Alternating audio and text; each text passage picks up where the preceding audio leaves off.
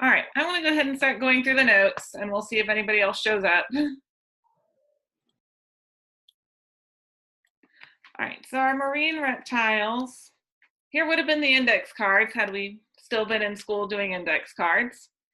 We've got three groups of reptiles. We've got the snakes, lizards, crocodiles, snakes and lizards, the crocodiles and alligators, and then all of our turtles.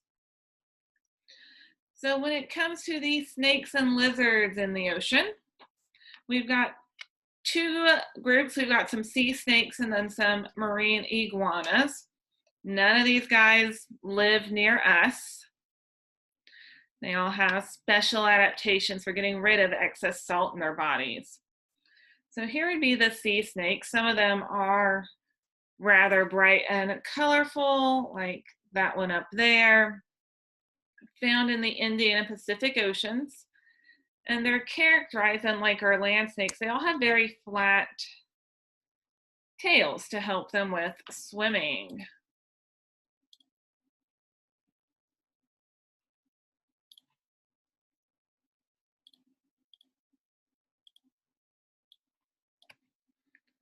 And these guys are, if you're to run across one, are poisonous, but again, not something we have to worry about here. Marine iguanas then are the only marine or sea lizard, live in the Galapagos Islands, where they're vegetarians feeding on algae. Both the iguana and the snakes have salt that's near their noses, so they look like they have constantly runny noses because they're getting rid of that excess salt. Next group are the crocodiles and alligators. There's only one that spends its entire life in the ocean, and that's the saltwater crocodile found in Indonesia and Australia. Most members live in freshwater and can be found though in brackish water, so water that's a little bit salty. So the closest one we have to us would be the American crocodile. This is one that can be found in brackish water. They can be quite large, growing up to 15 feet long, very opportunistic. American alligators are found only in freshwater, and lots of people tend to get them confused between an alligator and a crocodile. Alligators are going to tend to have a broader snout. Crocodiles more narrow, coloring on the alligator is darker, but generally speaking, you want to leave both of them alone. The reason we're concerned with being able to tell them apart is the American crocodile is endangered, and it's endangered because of mistaken identity. People are allowed to hunt alligator, and they kill the crocodile by mistake. And then on to the sea turtles. So you have an Ed puzzle assignment looking at the sea turtles. I don't know if y'all have done those or not yet. But when it comes to turtles, there's lots that are found in freshwater. We're going to look just at the marine varieties. There's, depending on who you ask, either 7 or 8 species that are found in 2 families. And they all have to be able to breathe. That's one thing that I find students don't realize, is that they aren't fish, they don't have gills, they do still have to breathe. So our species, we've got several that are, 5 of them are found in the Gulf of Mexico. So that's what this little symbol here is trying to show. So one of them, we have the loggerhead, found in all warm oceans, so all temperate and tropical oceans. Gets to be about 7 feet in length. And when we measure turtles' length, we're just measuring the length of the shell. This one, though we find it in the Gulf of Mexico, it doesn't tend to nest or reproduce here, but comes in to feed. Then there's the hawksbill, also found in tropical oceans, so not quite as wide a range as the loggerhead. Not quite as big either, only gets to be about 4 feet long. This one is considered to be very endangered. They used to be hunted for their shells. Their shell has a much more ornate pattern and used to make something called tortoise shell jewelry and decorations. You can still find things that look like this, but now they're all made out of plastic. Then the green sea turtle. This is what Crush and Squirt and Finding Nemo were. They were green sea turtles. Their lifespan's anywhere between 100 to 150 years, so quite a long time. Also only live in the warmest of waters. They're the only herbivorous, so they only eat plants, which is unique among the sea turtles. They're called the green sea turtle not because their shell is green, it's rather brown as we see in the picture there, but because of their plant diet, their meat, when you cut them open, is green. These are one that are very common on the Texas coast. If you go visit the beach and happen to see a sea turtle, most likely it's one of these guys. Not necessarily, but for the most part. There even used to be, a long time ago, like 100 years ago, a plant in Corpus Christi that caught all these sea turtles and then canned them so that people could make turtle soup. Next turtle is the Kemp's Ridley. This is the rarest out of all the sea turtles, found only in the eastern Atlantic Ocean from Canada down to South America. It's also the smallest. It only gets to be about 2 feet long. One of the reasons it's so rare, and there's only 2 places that they go to reproduce. And they do tend to reproduce in groups. We see lots of little baby turtles there. One of the sites is in Mexico. That's the largest site, but it's not well protected.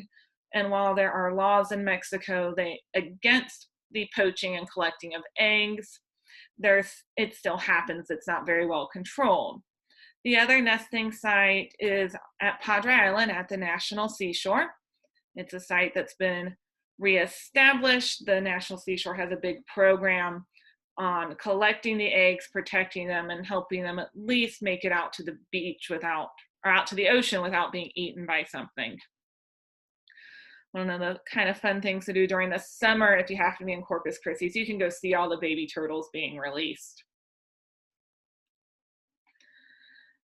Then there's the olive ridley. So this one is not in the Gulf of Mexico, and it's thought to be actually one of the most abundant sea turtles.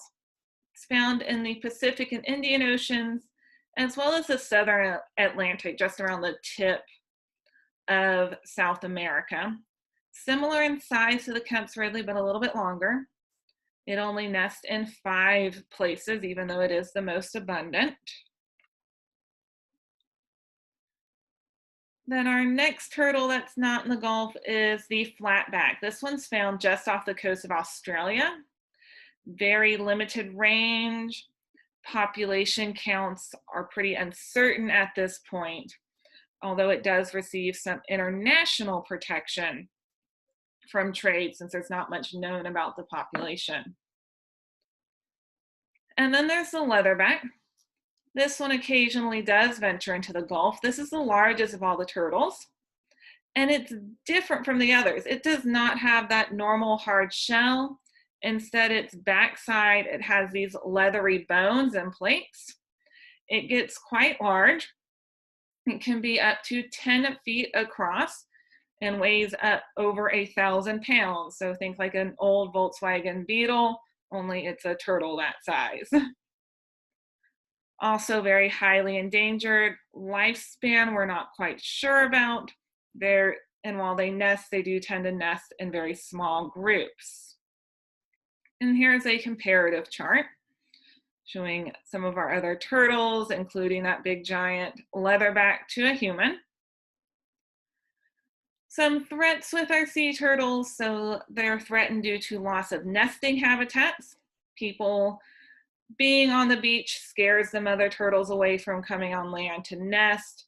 People poaching them, people building beach houses, people driving on the beach, all distort them. Beach nourishment. So if we add sand after a beach erodes, it confuses the mom. It doesn't smell like it used to. Out in the water, their threats are due to oil and gas spills can kill them, ingestion of marine debris, like this poor guy here eating plastic, Many of the sea turtle species, their favorite food is jellyfish, and a plastic bag looks a lot like a jellyfish.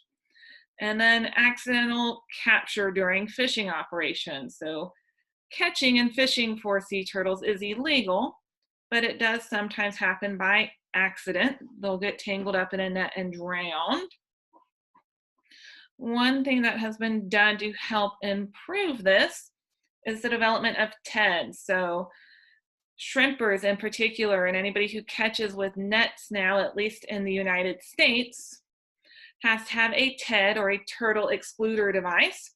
This is a big metal grate that the turtle, if it gets caught in the net, can push up against and get out, like a little trap door. This also has benefited other animals like sharks and dolphins from getting accidentally captured in the nets. It doesn't mess up the fishermen because their little small shrimp can pass through the bars to where they'll be collected. And then there's a video that you can watch on your own time, looking at a piece of plastic being pulled out of a sea turtle's nose. Kind of graphic, but it's there if you want to watch it.